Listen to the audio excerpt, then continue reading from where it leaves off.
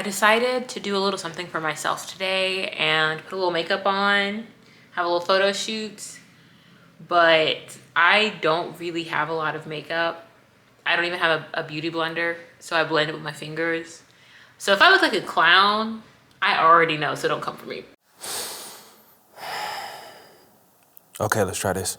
Hi again, it's Jamila. This is me sitting down. Again, this is crazy, this is weird. I'm doing these things now.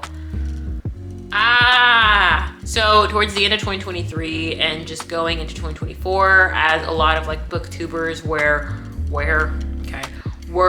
wrapping up like their best books or favorite books from 2023 and sharing their TBRs for the year, you know, all that jazz. In the midst of all that, while I was binging those videos to find books for me to read, I also watched a bunch of like booktube newbie tags, like those kept coming up for me in my recommended tab. I sneezed. So I was like, oh, that's cool, that's fun. And then I made like a video sharing like books that I just absolutely did not like last year that I like went and gave to McKay's, and that video did way better than I thought it was gonna do. And I was like, wait, 60 people want to hear me talk about books?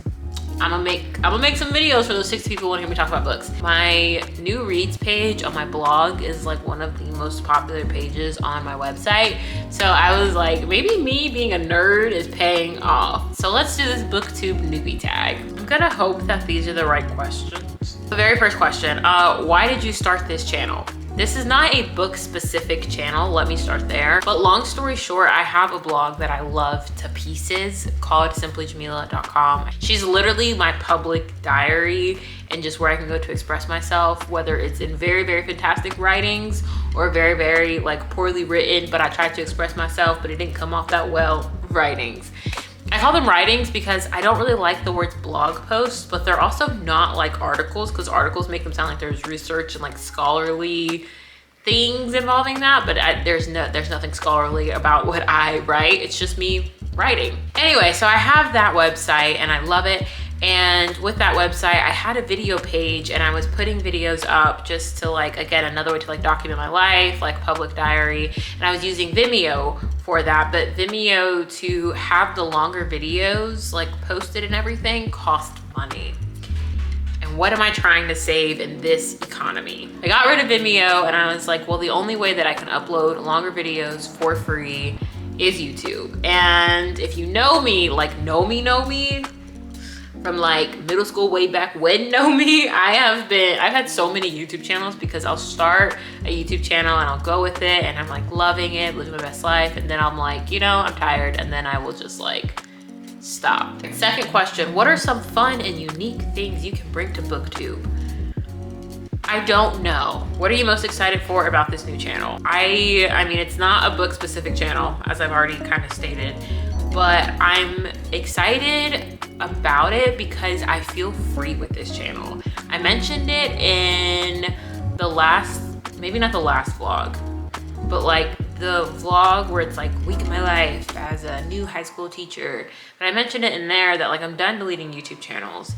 If I don't want to upload, then I won't, and I'm not going to put that pressure on myself. So I'm excited because, or what I'm excited about is how freeing this channel feels, and I can do whatever I want, and I think that's just so exciting. I miss all of the tags and hauls and all of that stuff that YouTube used to have. YouTube now I feel like is very like vlogger heavy, which is fine. I love a good vlog. I love a good vlog. You doing the dishes, girl?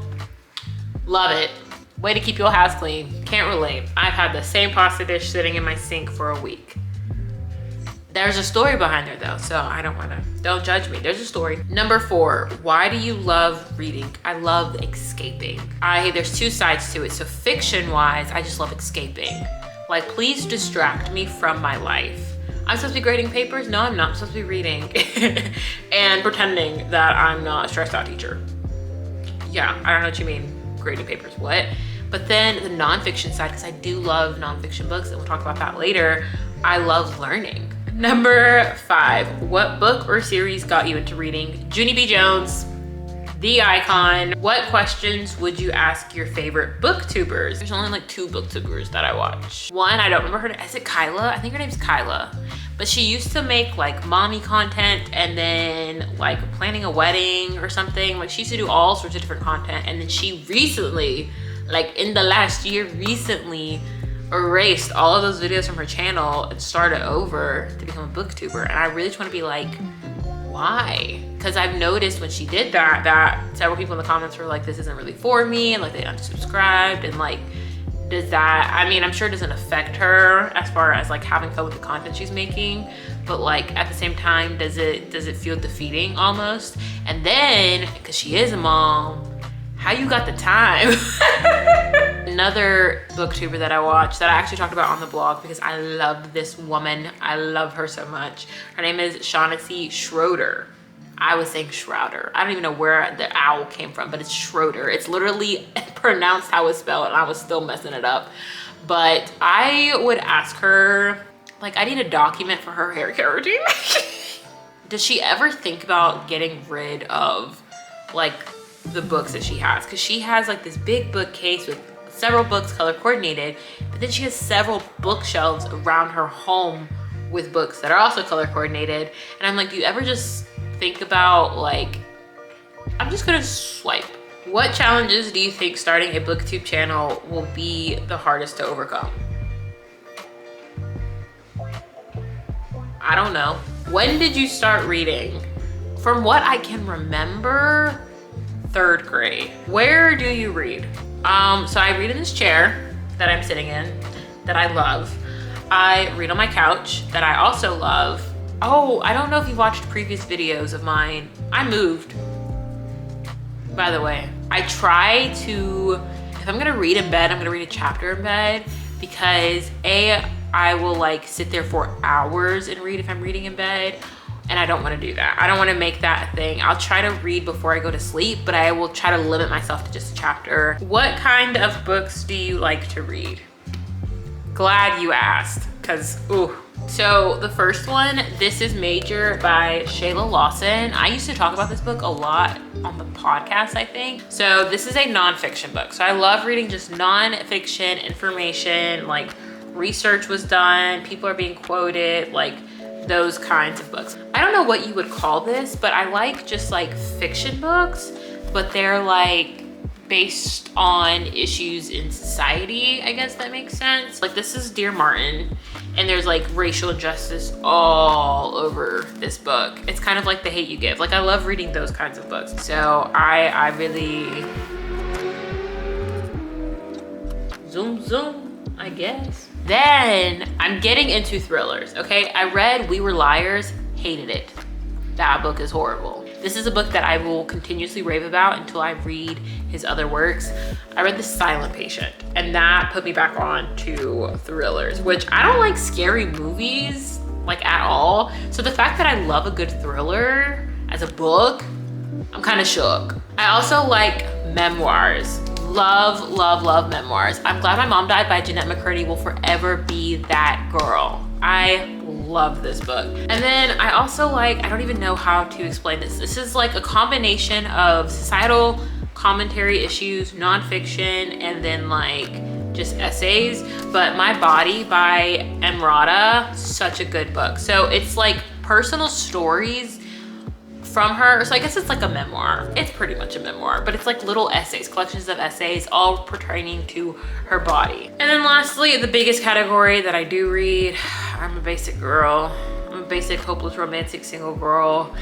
I love me some romantic fiction. And I think now that I'm an adult, I love it more because there's some spice to romantic books as an adult. So I have Love Theoretically by Ali Hazelwood, so freaking amazing. I still need to read The Love Hypothesis, but I read Love on the Brain and I didn't like it. And apparently Love on the Brain is like a copy essentially of The Love Hypothesis. So I've been kind of putting off reading the very first book. And then I hopped on the Abby Jimenez train. I finished this book at the very end of 2023 and I still think about it. I love her so much. Yours Truly, so good. I now need to read every single Abby Jimenez book that's ever come out, like Part of Your World. I think there's like something involving a playlist book. There's so many. I have a screenshot of all the books I need to buy. I'm just waiting on the paychecks to hit, you know what I mean? And then the last question, What does your book collection look like? So if you know me, you know that I am an incredibly organized person. I have to have like a system for literally everything. So there's 5 different sections. So the very first section, books that I love, books that I'm keeping, books that I could reread. And if I can't reread them, like my child's gonna reread them. Because like I said in my other book video, I'm making my children be nerds, okay? I want my children to read Opposite of Always by Justin A. Reynolds so bad. That's why I'm holding on to that book, so they can read it all the right places. They need to read that as well. That book and the movie rip you apart. I have a section of books that I love, but they're by the same author. So like if I have multiple Ali Hazelwood books, which I do, or like I have pretty much every Emily Henry book except for People Who Need a Vacation, because that book is garbage. But if I have multiple books by the same author, then they go in this section. And then actually right below that shelf with my bookshelf, I have all of the non-fiction books on my TBR. So most of them are memoirs, but some of them are just straight up like non-fiction, like just informational text, but a lot of them are memoirs because I'm nosy and I want to know about Kerry Washington's life. And then opposite of like my non-fiction TBR, I have my fiction TBR. She getting a little out of hand, but that's because Target kept having that buy 2 get 1 sale during Christmas last year, and I kind of lost my mind, I'm not gonna lie. And then another section of books that I have, it's separated. So again, as I mentioned in my previous like book video about books that I don't like, I explained the whole McKay's process to you. Well, I keep those books in a separate stack. So I have a section of books like I've read them, but I did not like them enough to want to keep them, and therefore they are going to McKay's. But then I actually remembered I don't have 5 sections of books, I have 6 sections of books, because below this table that's like right here by the camera setup, which by the way, I really like the setup. I think it kind of works, but anyway, we'll see. I might hate it when I'm editing it, we don't know.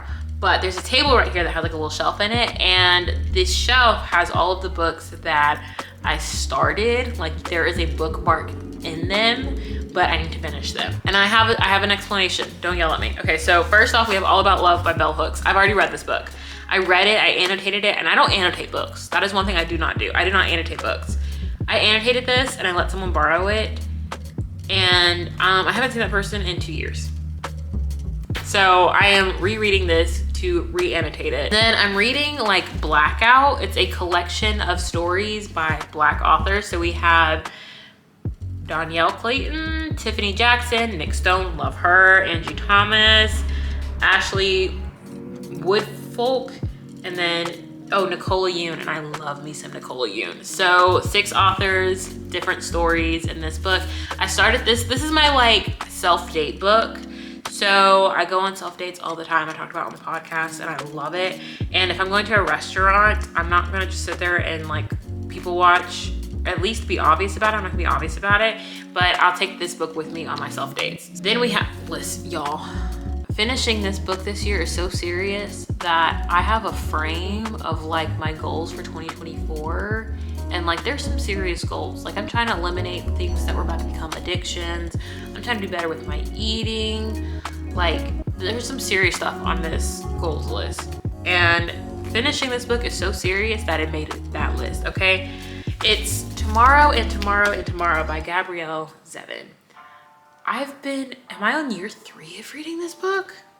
I might be on year 3 of reading this book. My dryer's done. That's how far I've gotten. That little bit right there. I can't. The font is so small and the book is so big. And then another book that I started reading is 8 Rules of Love by Jay Shetty. I really like this book. I'm learning. This is just another way for me to learn. And then the book club book that I'm reading, well, I say book club, and then whenever people ask me who's in it, I'm like, it's just me and one other person. So they're like, is it a book club? Yes, it's a book club. But the book that we're reading for the month of January when I'm recording this is Family Lore by Elizabeth Acevedo. So this is just something that I'm like reading. Sometimes I don't want to read Family Lore, especially like with the way the plot is, because I want to take a break. I am reading Icebreaker by Hannah Grace. I wanted to understand the hype behind it. Also, part of why I chose this book, there's 2 reasons. Students recommended this to me and I was like, let me see what they're reading. Also, I started watching hockey recently. Like, I actually understand the game of hockey, low-key.